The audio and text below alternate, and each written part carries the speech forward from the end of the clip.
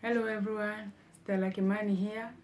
Welcome to my YouTube channel. If you have not subscribed, remember to subscribe and give this video a thumbs up so we can continue bringing you more of such content. Yeah, welcome. So today, in our video today, we'll be discussing about the several sources of income for your small business.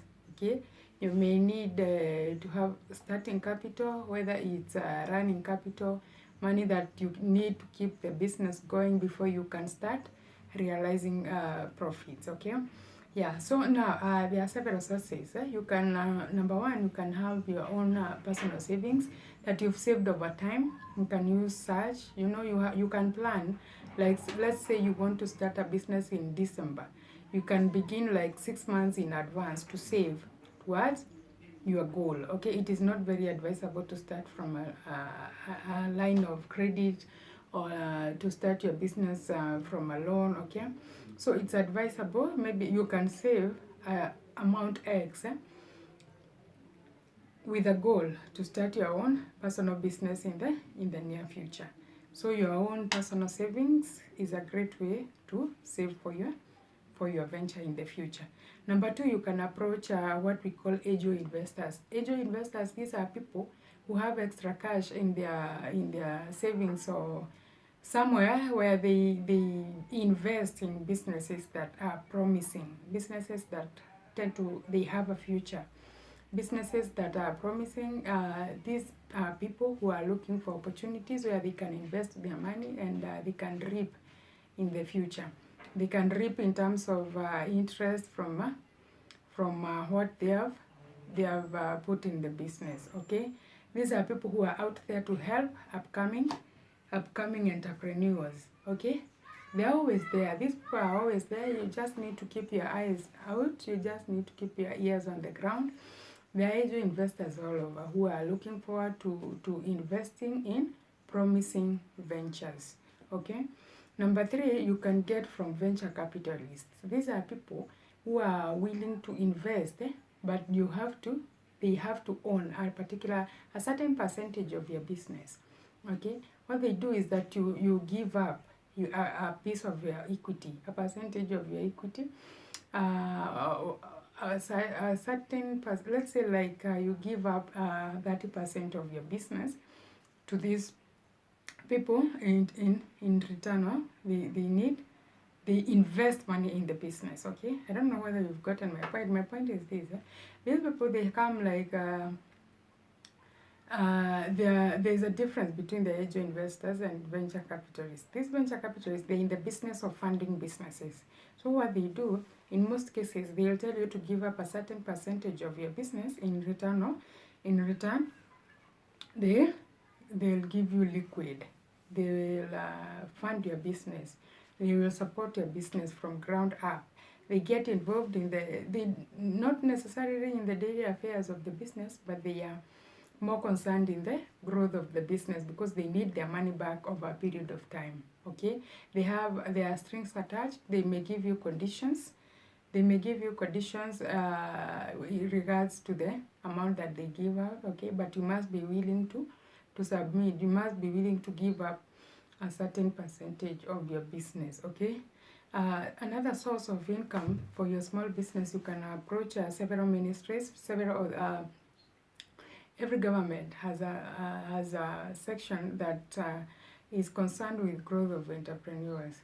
Yeah, like Ministry of Trade and Commerce and such, a Ministry of Information Technology, such. You can approach any government institution mandated with the funding of small business entrepreneurs. Okay, they are always there, but you need to do a proposal. You need to do a proposal and convince them the viability of your business. The business must be promising, and it must adhere to the set out rules that govern their funding of the business. Okay, you send out a proposal, and once it's accepted, it has to go through several committees, several approvals before you can be funded. The good thing with government grants and all that, the good thing with government grants is that the interests are usually very low because the government is aiming to support and promote small businesses. So actually, if you could go through with a proposal, with a government proposal, it would be advisable because the interests are too low, and it's something you can work with in the meantime as you begin, as you start, as you venture into it. Because the waters are still not very clear. You don't know how deep you will get. You don't know how rough the terrain is ahead of you. Okay, when you're starting out, it's advisable that you apply for the government grants and loans. Okay, and finally, although it's not very advisable, you can approach your bank, but you have to prove your worth of their loans. Yeah, you must be credible. You must be credit worthy. Yeah, you need to have an account that has been running for some time, and it must be able to this is to prove that you are worthy. You can be able to pay the loan. Okay. In most cases, what happens is that people do not disclose that they are going to start a business with the loan. But what happens in the future if the business runs into problems or you need bigger loans? Yeah, so you need to disclose all the information as you go for a bank loan, and you also need to shop around. You need to compare and the interest terms, the terms that the bank is giving you is as the strings attached to the loan. You need to learn of the repayment period. There are so many factors that you need to analyze when you are getting a loan to start a business. Okay, so that said, you can also try crowdsourcing. Crowdsourcing is a modern way of looking for capital for starting your business or to run your own business. What happens is that people with similar opinions and similar vision, what they do is that you hold like they support your business in this sense. Each one contributes the amount that they are capable of. You set an amount that you wish to achieve, and people who support you, everyone contributing towards the figure that you are targeting. In some cases, we have seen business surpass their targeted amount because people can see the viability of your business. It's promising. You have a good name, a good reputation. You are trustworthy, and they believe in your idea. So crowdsourcing can be a very good way of raising money, capital, to start off or even to run your ongoing business, because the interest is not that you cannot compare whatever you have to pay back with the, like, say, bank loans.